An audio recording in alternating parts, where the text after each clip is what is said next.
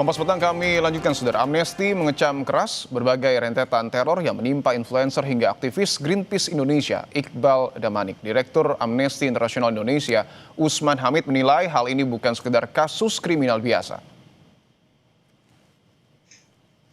Usman mengatakan pola serangan memiliki benang merah, yaitu pembungkaman kritik publik atas buruknya penanganan bencana ekologis di Sumatera akibat kebijakan pro-deforestasi.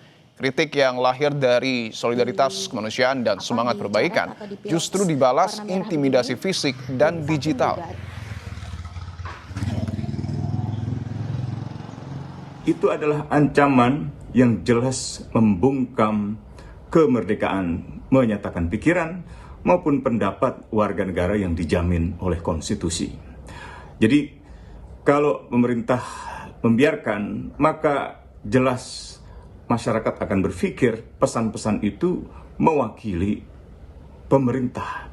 Dan sebaliknya, kalau tidak ada orang-orang pemerintah atau unsur negara yang terlibat, termasuk aparat keamanan, maka seharusnya segera dibuka, segera diusut, dan pelakunya ditangkap.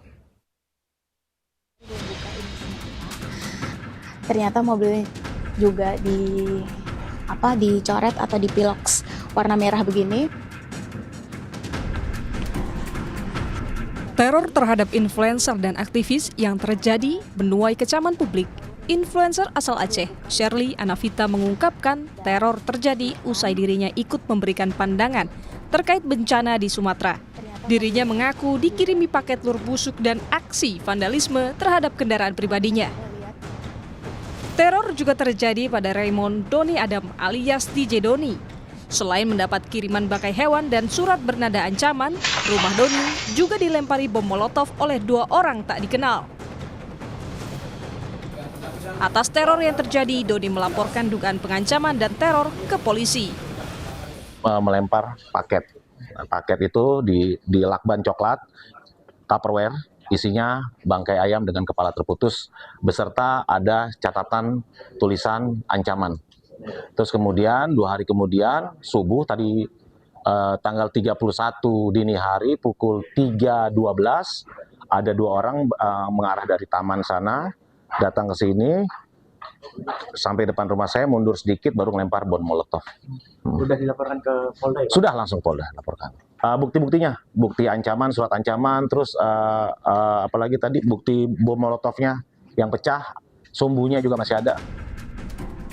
Manajer kampanye iklim dan energi Greenpeace Indonesia, Iqbal Damanik, pun tak luput dari serangan teror. Serupa dengan Doni, Iqbal mendapat kiriman bangkai hewan.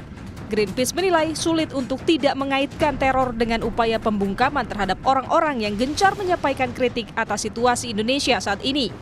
Greenpeace Indonesia menduga ini sebagai bentuk teror terhadap kerja Iqbal sebagai pengkampanye Greenpeace yang belakangan banyak mengkritik pemerintah ihwal penanganan bencana Sumatera.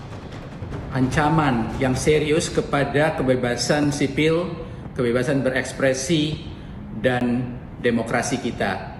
Ancaman dalam bentuk bangkai ayam dengan pesan yang mengancam tersebut karena kekritisannya terhadap